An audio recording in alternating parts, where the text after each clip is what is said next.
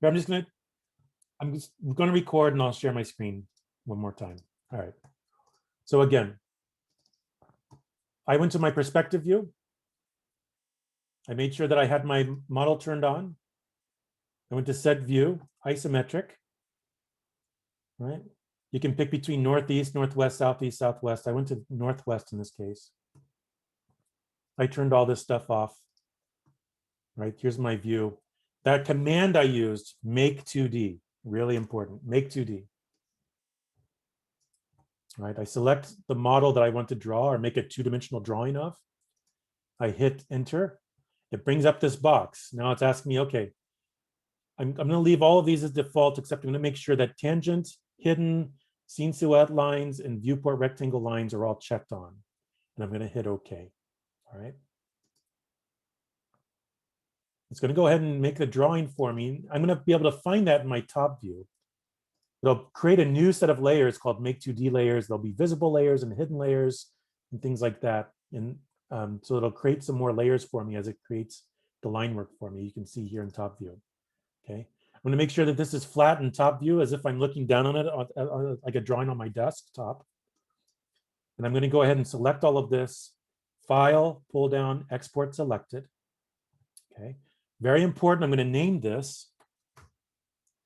I'm also going to make sure that I save as a file type right here. I'm going to make sure that I save this as an Illustrator file. Okay. By default, I might try to just save it as another Rhino file.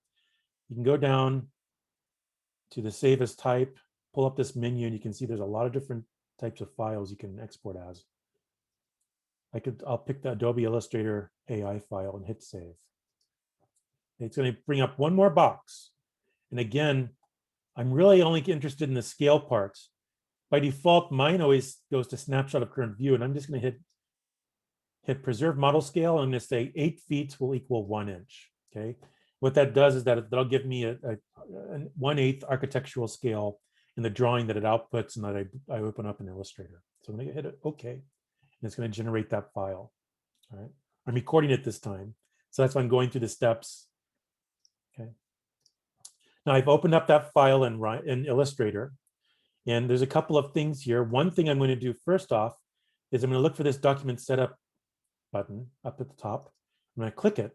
It's going to bring up a document setup box for me. I don't know why they've hidden this like they have, but I'm going to go to and make sure my units are set to inches, and then say edit artboard. Okay. Now in this case, you'll see that there are handles that I can drag. Like I can put my cursor over and click and drag in order to resize my paper if I want to manually. Let's say I want to visually just sort of stretch things in or out. Or I can be more precise. Up here, it's telling me that the width is 8.5 inches and the height is 11 inches. And what I can do is I can type in 18 and then 18. I want to make an 18 by 18 piece of paper here. Once I'm done with that, I'm going to go ahead and select my cursor again over here on the left-hand side of my toolbar. Okay. And now I'm back in the sort of document space, and I can, if I click and drag, I can actually select different portions of this drawing, these lines. Okay. Now, here's another interesting thing. If I right-click in Illustrator, it just brings up a menu with some shortcuts and things to it. If I went to pan in Adobe products, I hold down the space bar on my keyboard, and that turns my cursor into a pan hand, right? And then I can click and drag and move this stuff around. There are shortcuts for zooming in and out. Those don't actually, mine doesn't actually use my, utilize my scroll wheel, but if you hit Control+ on your keyboard, or Command+ on the Mac, or Control- Control- or Command-, right? You can zoom in or zoom out. Command+, Command-. Again, it's so annoying, but they're all different. So here I'm holding down the space key on my keyboard in order to pan around and stuff. All right. I can click all of this stuff, and I'm just going to move it down And, there's some smart sort of tracking here. It sort of helps you try to find maybe the center of this document. Now, there's an icon over here that I have called layers. Okay, it looks like a couple of sheets of paper sort of stacked up on each other, right? Looks like a baseball diamond, actually. If you don't see that, I'm going to go to the Windows pull down, and you can see that layers is an option that I can toggle on or off, okay? But I'm just going to toggle it on. You can see that all my layers are here. My viewport rectangle, I can turn on or off. Here's my hidden curves, I can turn on or off. My visible curves, I can turn on or off. Scene silhouette curves, I can turn on or off, etc.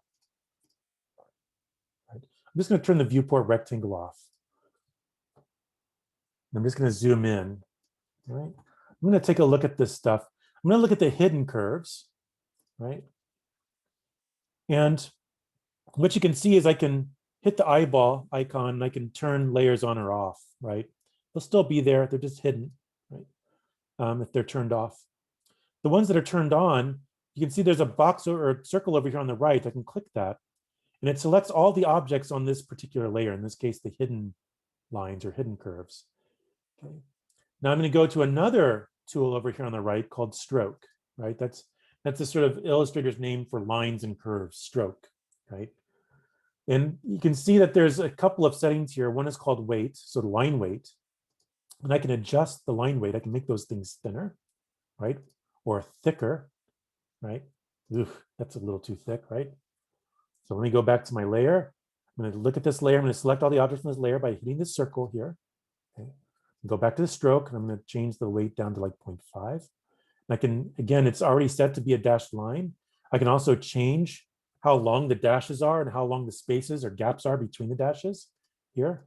So let's say I want to go with a 4 and a 2, maybe a 2-to-1 ratio of dash to gap. Let's see what that looks like. That's a little better. I'm always particular about this because I think, this is our craft. This is what we do as architects. We make drawings. Another thing I'm going to do is I like this setting for aligning the dashes to corners and the ends.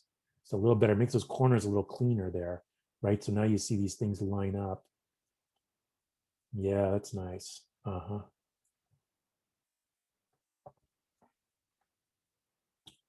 right. Now I'm going to go to the visible curves. I'm going to select all of those, all the curves on that layer, and I'm going to go to stroke weight.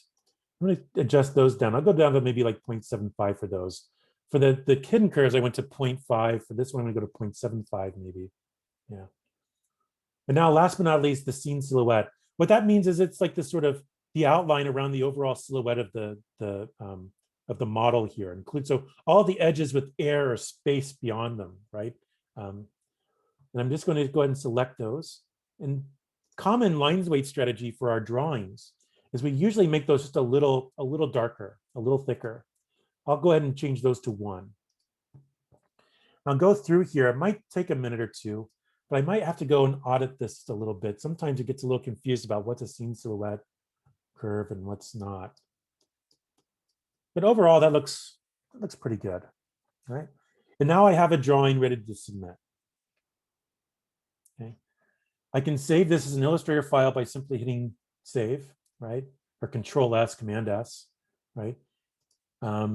It might sort of say, oh, well, this was a Illustrator file from an earlier version just because we were exporting it out from a different software. I can just go ahead and hit save and save over the old version, right? And then for submission, I want you to submit a PDF, right? Which is sort of universal portable document file format. You can open it up on just about anything. And so if you just go to File, pull down in Illustrator and Save As, PDF is one of those options, right? That's really good at making PDFs. So I can also save that as PDF. So if I was Brent doing this, I would say Brent Simmons Model 1, right? And name this in .pdf, right? And then for the second one, I would say Kate Ferguson 02 .pdf. And for the third one, I'd say Cami Martin 03.pdf, right? And on and on and on, right? Liz, Emil. You get the idea. That makes it really simple. And now you understand which is drawing 1, drawing 2, drawing 3, drawing 4, drawing 5 for yourself. I recommend getting the habit of making sort of file naming convention rules for yourself It really does help, particularly a month later when you're looking at a bunch of files. You're like, which one's which, and oh, what are these? And okay. All right. So if I save that as a PDF, I'll go ahead and leave this as default and just say save PDF. And then I have a PDF ready to submit to Canvas assignment, okay? You can see this thing starts to pop, right? I start to see some of the primary geometry because it's a little darker, right? I can still see some of these dashed lines, but they're lighter, they're thinner, and they're dashed, right? And so overall, I mean, this is part of the, and we'll go through this a lot more, and we'll continue to refine these skills, right? But part of it is not only just generating drawings, but making them read really well, right? And so the rules of both art and design and graphics come in handy, right? There are lots of tricks that we have that we can do in order to direct the viewer's eyes, right? In order to make it very clear what the primary information is, then what the secondary information is, and then if I have enough time, look at it closely, what the tertiary information is, right? And I think that's really important, right? So, you know, where the eye is drawn to first, what do we notice first? The primary information that's really necessary for us to understand things. You know, to me, I think that's really important. Let's say we looked at this and said the hidden lines are just a little too messy and they make it really hard to understand these things. We could turn those off, right? Now you'll notice there's a couple of anomalies here, and we'll look at those next week, right? For instance, we had something where it didn't draw the edge where two surfaces intersected.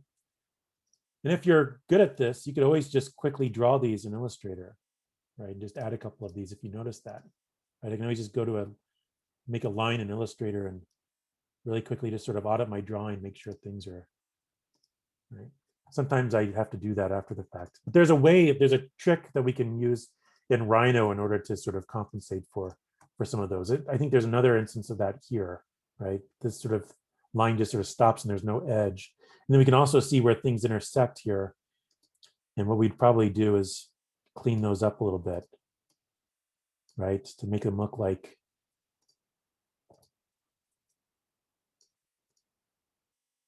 yeah.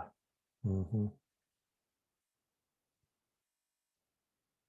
Etc. So we would have a little bit of cleanup to do, but what I'm going to do is I'm going to see these 5 drafts from you on Tuesday, right?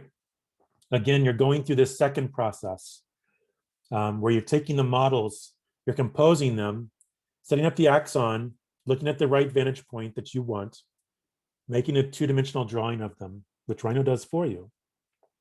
Bring them into Illustrator, right? And then we begin to do the cleanup in order to really craft the drawing, okay? Line weights and line types and keeping things on layers becomes important, all right? You go ahead and save that. All right, I've talked at you, I think, enough now. And sorry for going through this part of this demonstration and not actually recording it. And so I had to go back, but I'm gonna go ahead and stop